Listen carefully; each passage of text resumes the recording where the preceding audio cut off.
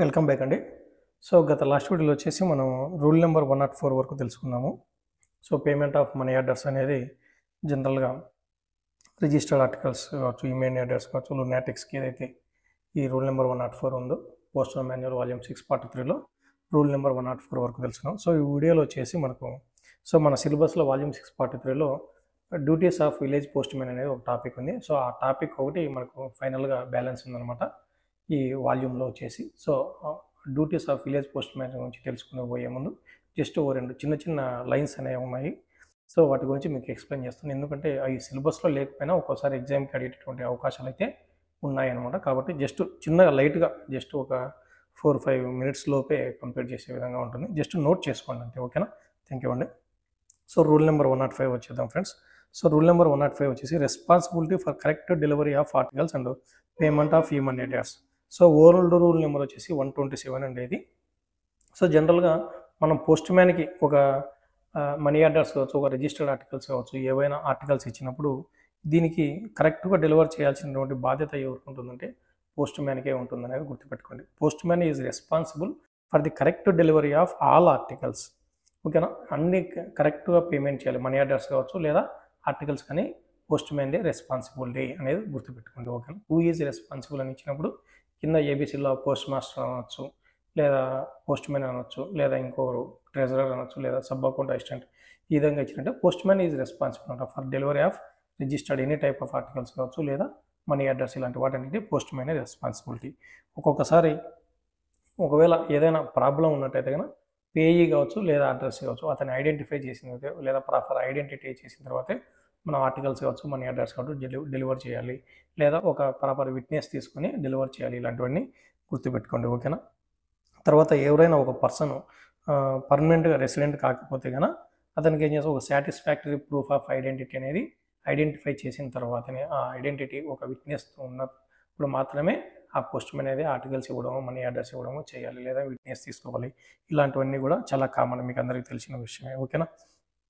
తర్వాత వచ్చేసి ఇంకొక ముఖ్యమైన విషయం ఏంటంటే ఎప్పుడైనా కానీ ఒక ఆర్టికల్స్ ఒక పోస్ట్ మ్యాన్, ఇది వచ్చేసి 106లో ఉంది, రూల్ నెంబర్ వచ్చేసి 106, ఓల్డ్ వచ్చేసి 128 అనమాట. Loss of articles reported.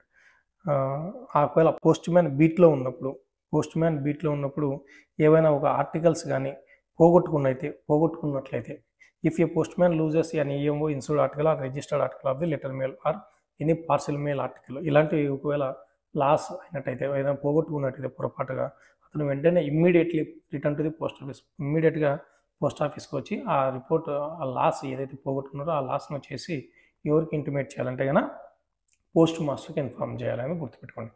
Maybe important అనొచ్చు, ఎందుకంటే లాస్ ఆఫ్ ఆర్టికల్స్ అనేది ఎవరికి రిపోర్ట్ చేయాలంటే పోస్ట్ మాస్టర్కి. Immediately should return to the post office and loss report to the post master, ఓకేనా? ఆ రిపోర్ట్ అనేది లాస్ గురించి రిపోర్ట్ అనేది పోస్ట్ మాస్టర్కి ఇంటిమేషన్ ఇవ్వాలి. ఒకవేళ వేరే ఆర్టికల్స్ అంటే ఇది వచ్చేసి ఈఎంఓ ఇన్స్టిట్యూట్ కాబట్టి రిజిస్టర్డ్ ఆర్టికల్స్ ఇవి పోయినట్టుగా ఇమ్మీడియట్గా వచ్చి రిపోర్ట్ చేయాలంటే పోస్ట్ మాస్టర్. ఒకవేళ ఏదే ఆర్టికల్స్ అన్రిజిస్టర్డ్ ఆర్టికల్ ఇలాంటివి ఏమైనా పోయినట్టయితే కనుక అతను ఎప్పుడైతే పోస్ట్ ఆఫీస్కి రిటర్న్ డ్యూటీ అయిపోయిన తర్వాత రిటర్న్ వస్తాడో అప్పుడు రిపోర్ట్ చేయొచ్చు అని చెప్తున్నారు, ఓకేనా? అదే అనమాట, ఓకేనా? నెక్స్ట్ వచ్చేసి రిటర్న్ ఆఫ్ అన్డెలివర్డ్ ఆర్టికల్స్ వచ్చేసి రూల్ నెంబర్ వచ్చేసి 107 ఉందండి. రిటర్న్ ఆఫ్ అన్డెలివర్డ్ ఆర్టికల్స్ అంటే ఆర్టికల్స్ అన్డెలివర్డ్ అయితే కనుక దాని ప్రాసెస్ ఏంటి అని చెప్తున్నారు, ఓకేనా? ఎప్పుడైనా ఒకటి గుర్తుపెట్టుకోండి, post man are required to return to the assistant concern.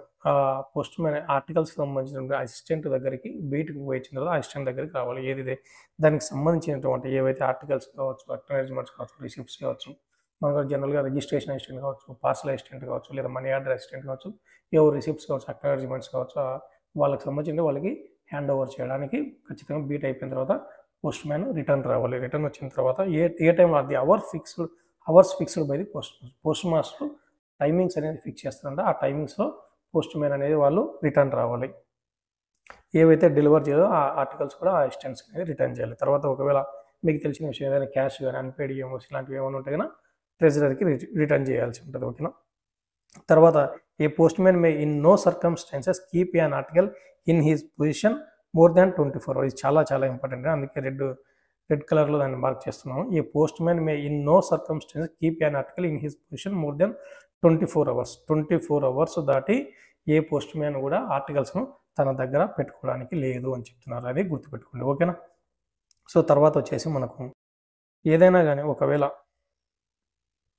చూడండి, ఇది వచ్చేసి payment of postage and sums related from addresses, అంటే payments of the postage due కానీ ఇలాంటివి వచ్చేసి మనకు పోస్టేజ్ డ్యూ కానీ ఇలాంటి ఆర్టికల్స్ కలెక్ట్ చేస్తారు కదా, అమౌంట్ కలెక్ట్ చేసిన తర్వాత పోస్ట్ మ్యాన్ వచ్చేసి ఎక్కడ క్రెడిట్ చేయాలంటే విల్ బి ఎంటర్ పోస్టేజ్ అకౌంట్లో ఎంటర్ చేయాలి. ఎవరు ఎంటర్ చేస్తారంట? పోస్ట్ మాస్టర్ ఎంటర్ చేస్తారంట. And delivery assistant will deduct this amount from the account of postage charge there to each post man strike a blank. So వాళ్ళు ఏదైతే postage account అనేటువంటి దాంట్లో రాసుకుంటారో దాంట్లో వచ్చేసి అమౌంట్ను స్ట్రైక్ ఆఫ్ చేస్తారు. పొద్దున పూట లెటర్లు ఇచ్చేటప్పుడు ఆ పోస్టేజ్ అకౌంట్ బుక్లో రాసుకుంటారు కదా, ఏ పోస్ట్ మ్యాన్ నుంచి ఎంత డ్యూ కలెక్ట్ చేయాలనేది. అది ఇప్పుడు అమౌంట్ తెచ్చిన తర్వాత పోస్ట్ మాస్టర్ పోస్టేజ్ అకౌంట్లో ఎంటర్ చేయాలంట. తర్వాత డెలివరీ అసిస్టెంట్ వచ్చేసి ఆ అమౌంట్ని ఏ పోస్ట్ మ్యాన్కి లింక్ ఉంటుందో దాన్ని వచ్చేసి దాన్ని స్ట్రైక్ ఆఫ్ చేస్తారు అనమాట. ఓకేనా. The post man must pay the amount of this balance at once in cash to the treasurer who will initial the postage account in acknowledgement of having received money. So ఈ postage అకౌంట్లో వచ్చేసి ఆ treasure cash receive చేసుకున్న తర్వాత acknowledge చేస్తారంటే received amount అనేది చేస్తారు అనమాట. ఓకేనా. తర్వాత charges related and registered parcels కానీ should be paid to the treasurer. So registered parcels మీద వచ్చే అమౌంట్ వచ్చేసి should be paid to the treasurer అంట, ట్రెజరర్కి పే చేయాలంట. ఓకేనా. సో తర్వాత ఇంకోటి చూడండి, the sums related on account of VP articles delivered should be paid to the assistant అంట, by whom the VP articles were made over for delivery and his receipt taken in the post man's book. So ఒకవేళ ఇది చూడండి, the sums related on VP account VP articles మీద వచ్చే amount వచ్చేసి should be paid to the assistant registration or parcel, registration assistant కానీ parcel assistant కానీ ఆ cash అనేది హ్యాండ్ ఓవర్ చేయాలని చెప్తున్నారు. ఎవరు? By whom the VP articles వారు మేడ్ ఓవర్ ఫర్ డెలివరీ, అంటే ఏ అసిస్టెంట్ అయితే ఆ వీపీ ఆర్టికల్స్ డెలివరీకి ఇచ్చారో ఆ అసిస్టెంట్కు ఈ అమౌంట్ అనేది చెల్లించాలని చెప్తున్నారు. ఓకేనా. తర్వాత పెనాల్టీస్ ఫర్ డిటైనింగ్ ఆర్టికల్స్. సో ఒకవేళ ఆర్టికల్స్ ఎవరైనా పోస్ట్ మ్యాన్ ఎవరైనా విల్ఫుల్గా కావాలనే ఆర్టికల్స్ను డిలే చేయడము, తర్వాత ఫాల్స్గా అన్డెలివర్ చేయడము, ఇట్లాంటివి ఏదైనా కానీ చేసినట్టయితే కనుక వాళ్ళు పోస్ట్ ఆఫీస్ యాక్ట్ కింద వాళ్ళకు వచ్చేసి liable to serve penalties. So some penalties అనేది వాళ్ళ మీద యాక్షన్ తీసుకోబడుతుంది. ఏ యాక్ట్ ప్రకారం అంటే పోస్ట్ ఆఫీస్ యాక్ట్ ప్రకారం అనేది గుర్తుపెట్టుకుని. తర్వాత ఎవరైనా పోస్ట్ మ్యాన్లు పెనాల్టీస్ ఫర్ నెగ్లెక్ట్ ఆఫ్ డ్యూటీలో నెగ్లెక్ట్ చేసినట్టయితే, డ్యూటీ చేయకుండా వేరే అనాథరైజ్డ్ పర్సన్ నియమించడం డ్యూటీ చేయడానికి, తర్వాత డ్యూటీ చేయకుండా వాళ్ళ సొంత పనులు చేసుకోవడం, ఇలాంటివి ఏమైనా చేసినట్టయితే కనుక loitering and his beat or employing the agency of unauthorised persons or persons unconnected the post ఆఫీస్కి సంబంధం లేని వ్యక్తులను ఇటువంటి వాటివి చేయడం వల్ల వాళ్ళు వచ్చేసి అండర్ పోస్ట్ ఆఫీస్ యాక్ట్ ప్రకారం రిమూవల్ అయినా చేస్తారు, లేదా ఇంకా కోర్ట్ ఆఫ్ లా ప్రకారం ప్రాసిక్యూట్ అయినా చేయబడతారు అని చేసి చెప్తున్నారు. ఓకేనా. ఇవి పాయింట్స్ అనమాట. ఈ పాయింట్స్ అన్ని గుర్తుపెట్టుకోండి. ఓకేనా. సో నెక్స్ట్ వచ్చేసి మనం duties of village post man గురించి తెలుసుకుందామండి. So duties of village post man అనేది న్యూ వాల్యూమ్లో అయితే లేదు, ఓల్డ్ వాల్యూమ్లో రూల్ నెంబర్ 133లో ఇవ్వడం జరిగిందండి. సో ఈ విలేజ్ పోస్ట్ మ్యాన్ గురించి ఏముంది అనేది జస్ట్ సింపుల్గానే తెలుసుకుందాం. ఇందులో అయితే చాలా ఎక్కువగా ఇవ్వడం జరిగింది. మనకి జస్ట్ కొన్ని పాయింట్స్ ఏవైతే మనకి ఎగ్జామ్కి ఇంపార్టెంటో అది మాత్రం తెలుసుకుందామండి.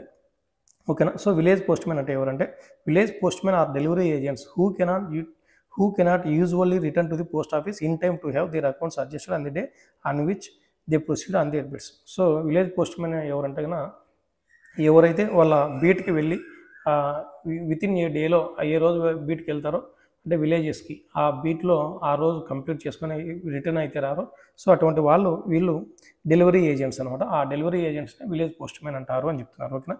So they are employed to deliver articles the addresses of which live beyond the limits of the postman bids and to collect unregistered and inland registered articles of the letter mail or dispatch. So ఎవరైతే వీళ్ళు post man beat ఏదైతే ఉంటుందో వాళ్ళని దాటి విలేజెస్లో beats ఉంటాయి కదా, so ఆ విలేజెస్లో డెలివర్ చేయడానికి వీళ్ళు ఎంప్లాయ్ చేయబడతారు. ఎవరు? Village post man. తర్వాత వీళ్ళు ఏం చేస్తారంటే బీట్కి వెళ్ళిన తర్వాత అక్కడ ఉన్నటువంటి పబ్లిక్ తోటి అన్రిజిస్టర్డ్ ఆర్టికల్స్ కావచ్చు, లేదా ఇన్లాండ్ రిజిస్టర్డ్ ఆర్టికల్స్ కూడా వీళ్ళు బుక్ చేస్తారు. రిజిస్టర్డ్ ఆర్టికల్స్ కూడా బుక్ చేస్తారు. వీళ్ళకు పుస్తకం అనేది బుక్ ఆఫ్ రిసిప్ట్స్ అనేది ఇవ్వడం జరుగుతుంది అనమాట. సో దాని ద్వారా వాళ్ళు రిజిస్టర్లు కూడా బుక్ చేస్తారు. సో అటువంటివన్నీ కూడా కలెక్ట్ చేసి డిస్పాచ్ చేస్తారు విలేజ్ పోస్ట్ మ్యాన్ పోస్ట్ ఆఫీస్కి తీసుకొచ్చిన తర్వాత ఇలాగే ఈ విలేజ్ పోస్ట్ మ్యాన్ అనే వాళ్ళు కూడా ఒక పోస్టేజ్ స్టాంప్స్, జనరల్గా మామూలు పోస్ట్ మ్యాన్లు అయితే ఏ విధంగా పోస్టేజ్ స్టాంప్స్ కానీ ఈఎంఓ ఫామ్స్ కానీ పబ్లిక్ ఉపయోగపడే విధంగా సేల్ చేయడానికి ఏ విధంగా ఇస్తారో సో వీళ్ళకి కూడా కొన్ని పోస్టేజ్ స్టాంప్స్ మరియు ఎంఓ ఫామ్స్ అనేది సప్లై చేయబడతాయి. తర్వాత ఈ విలేజ్ పోస్ట్ మ్యాన్లో ఆర్టికల్స్ డెలివర్ చేయడమే కాదు, మనీ ఆర్డర్స్ కూడా పే చేయొచ్చు. ఈ మనీ ఆర్డర్స్ కూడా బట్ ఎవరు ఆథరైజ్ చేస్తారంటే చాలా ఇంపార్టెంట్గా గుర్తుపెట్టుకోండి. Authorise by the superintendent division superintendent authorise చేసినట్టయితే వాళ్ళు మనీ ఆర్డర్స్ కూడా పేమెంట్ చేయొచ్చు అని చెప్తున్నారు అనమాట. ఓకేనా.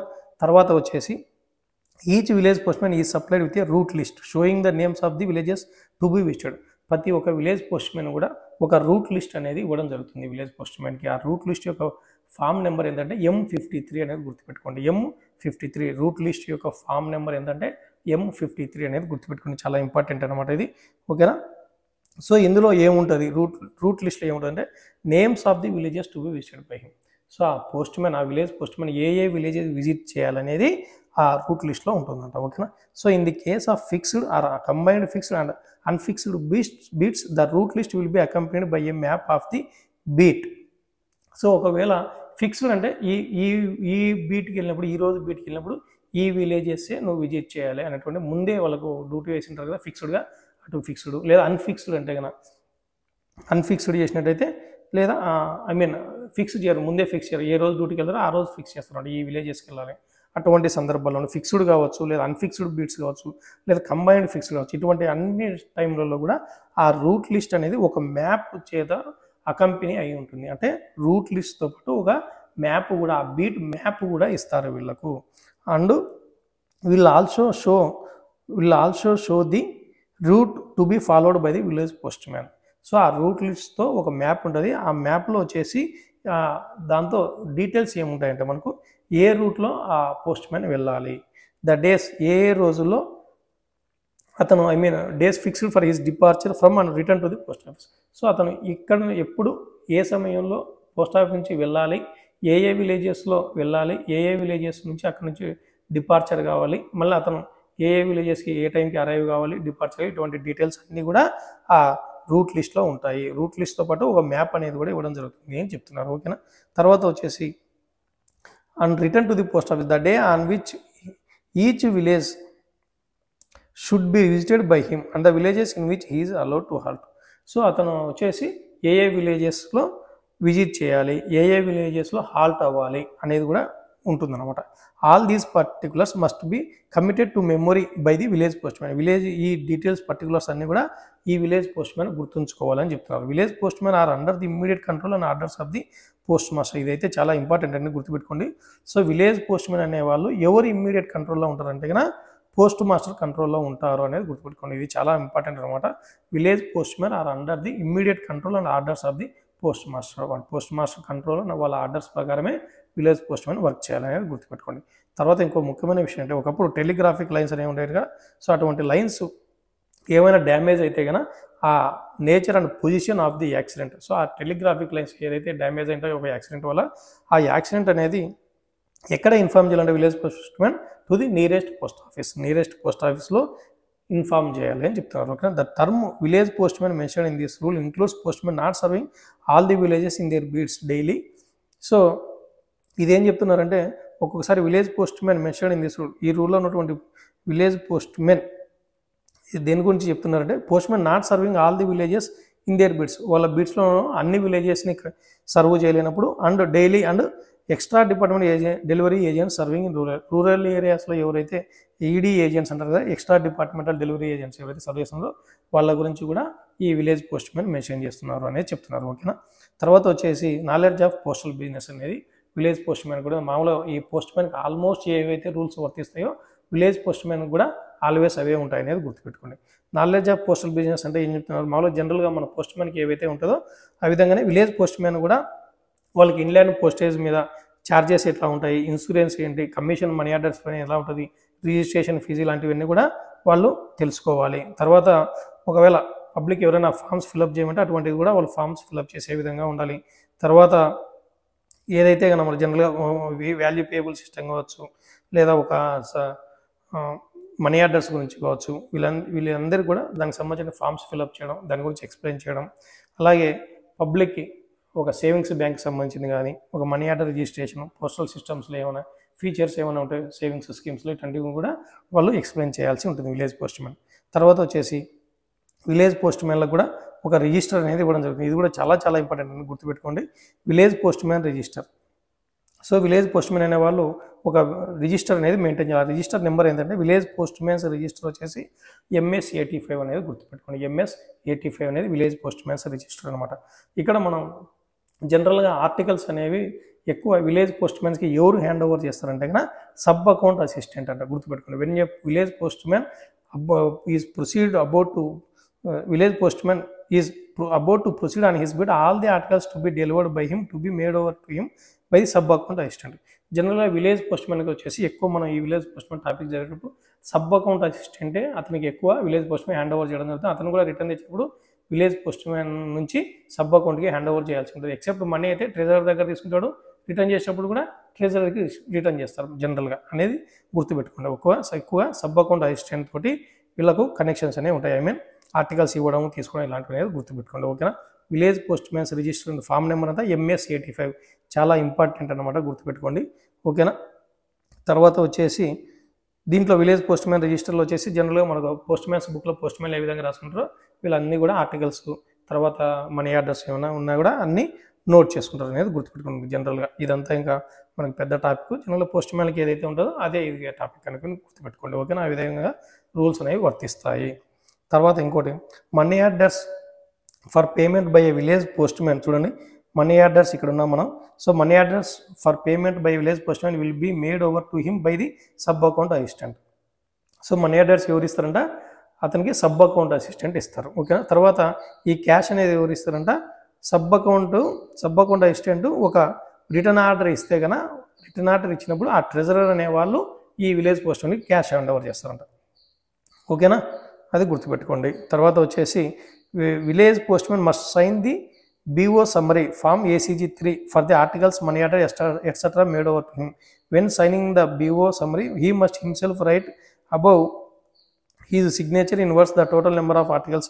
జనరల్గా వచ్చేసి ఒక పోస్ట్ మ్యాన్కి మనం ఎట్లా హ్యాండ్ ఓవర్ చేస్తే వాళ్ళు అక్నాలజ్మెంట్ ఇస్తారు, ఇక్కడ కూడా ఒక విలేజ్ పోస్ట్ మ్యాన్కి వచ్చేసి BO సమ్మరీ అనేటటువంటి ఒక బుక్లో ఒక ఫామ్ ACG3 అంటది. సో వాటిలో ఈ విలేజ్ పోస్ట్ మ్యాన్ వచ్చేసి ఒక మనీ ఆర్డర్స్ తీసుకున్న ఆర్టికల్స్ తీసుకున్న అవన్నీ కూడా అక్నాలజ్ చేయాలి, అంటే అతను సంతకం చేసి తీసుకోవాలన్నమాట. ఓకేనా. BO సమ్మరీలో ఫామ్ ACG3లో సంతకం చేసిన తర్వాత ఆర్టికల్స్ ఎన్ని తీసుకున్నాడు, ఇంకేమైనా మనీ ఆర్డర్స్ ఎన్ని ఉన్నాయి, వర్డ్స్ అండ్ ఫిగర్స్లో అన్నీ కూడా ఎంటర్ చేయాల్సి ఉంటుందనే చెప్తున్నారు. ఓకేనా. తర్వాత వచ్చేసి చూడండి, ఒకవేళ ఇందాక మనం ఏం చదువుకున్నాం, క్యాష్ అనేది ట్రెజరర్ ఇస్తాడు విలేజ్ పోస్ట్ మ్యాన్కి. ఒకవేళ ఇక్కడ చూడండి, in SOs where there are no separate treasurers the cash to pay MOs will be given to a village post man by the money order assistant. ఒకవేళ అక్కడ సపరేట్ ట్రెజరర్స్ లేకపోతే కనుక ఎవరు ఇస్తారంటే క్యాష్ మనీ ఆర్డర్ అసిస్టెంట్ ఇస్తారంట. ఓకేనా.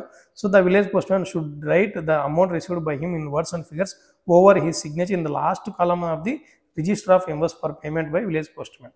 So అప్పుడు ఏం చేస్తారు, మనీ ఆర్డర్ అసిస్టెంట్ డబ్బులు ఇచ్చినప్పుడు రిజిస్టర్ ఆఫ్ MOs దాంట్లో మనీ ఆర్డర్స్ పేమెంట్ చేయడానికి రిజిస్టర్ ఆఫ్ MOsలో అతను సంతకం చేసి వర్డ్స్ అండ్ ఫిగర్స్లో ఎంటర్ చేస్తాడు అతను సంతకం దగ్గర. ఓకేనా. సో తర్వాత వచ్చేసి ఇది కూడా చాలా important, village post man's visit book చాలా చాలా ఇంపార్టెంట్. MS-86 అనేది గుర్తుపెట్టుకోండి. Village post man visit book ఏంటంటే ఫామ్ MS-86 అనేది గుర్తుపెట్టుకోండి. Before proceeding on his beat the village post man must enter in his visit book the date and day of the week on which he leaves the post office and the names of all the villages that he is required to visit regularly in the order in which they are to be visited. జనరల్గా visit book అంటే ఏంటంటే, so visit book అంటే అతను postman village post man బీట్కి proceed అయ్యేటప్పుడు అతను ఖచ్చితంగా village post man's visit book అనేది ఉంటుంది, ఆ విలేజ్ పోస్ట్ మ్యాన్ విజిట్ బుక్లో నోట్ చేసుకోవాలి. అతను పోస్ట్ ఆఫీస్ నుంచి ఎప్పుడు వెళ్తున్నాడు, తర్వాత ఏ ఊరికి వెళ్ళాడు, ఏ టైంలో వెళ్ళాడు, ఇలాంటివన్నీ కూడా ఈ విజిట్ బుక్లో MS-86లో నోట్ చేసుకోవాలి అని చెప్తున్నారు. ఓకేనా.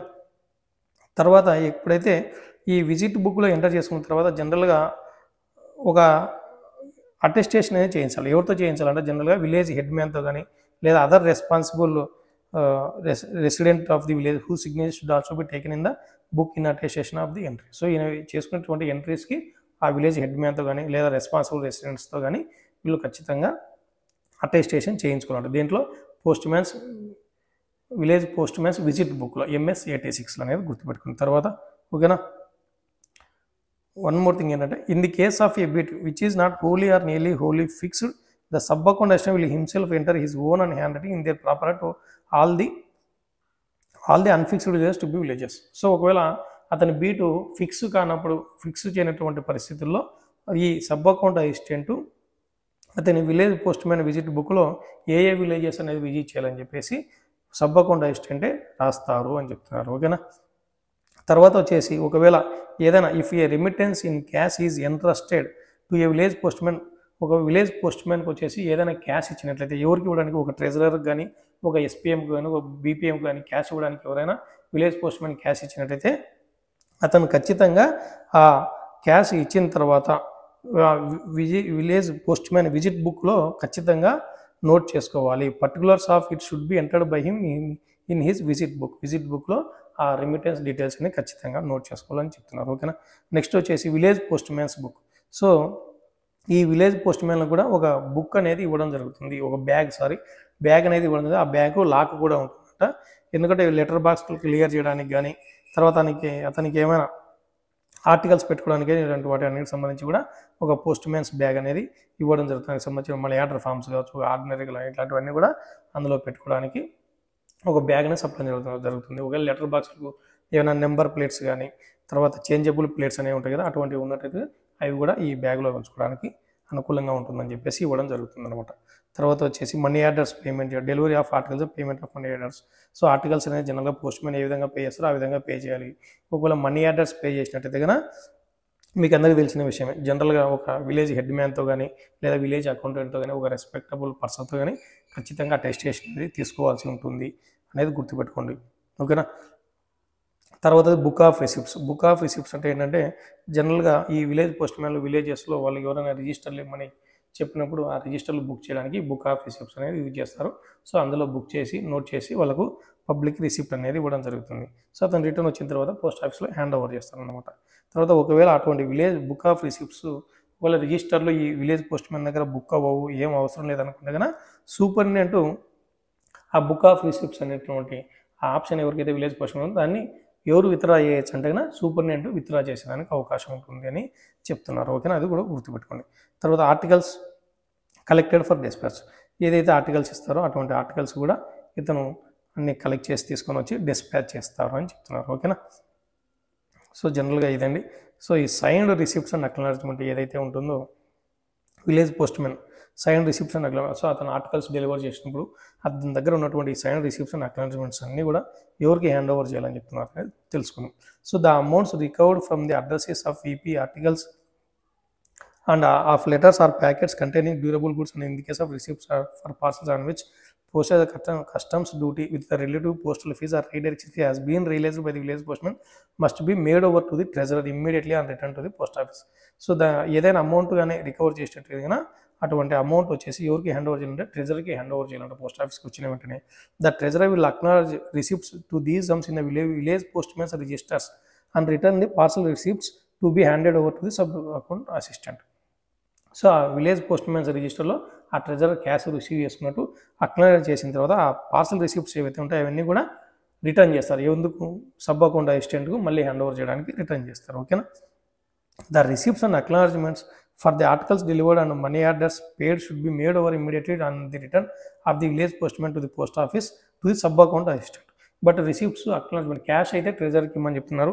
బట్ రిసిప్ట్స్ అక్నాలెడ్జ్మెంట్ ఇలాంటివన్నీ అయితే కన్నా ఎవరికి హ్యాండ్ ఓవర్ చేయాలంటే సబ్ అకౌంట్ అసిస్టెంట్కి ఇవ్వాలని చెప్తున్నారు. సబ్ అకౌంట్ అసిస్టెంట్ అవన్నీ తీసుకున్న తర్వాత post man village post man రిజిస్టర్లో ఏదైతే ఉందో అక్కడ ఇనిషియల్ వేస్తారు, అంటే అక్నాలెడ్జ్మెంట్ చేయాలి, అంటే సంతకం చేయాలి, అవన్నీ తీసుకున్నట్లు అని చెప్తున్నారు. ఓకేనా.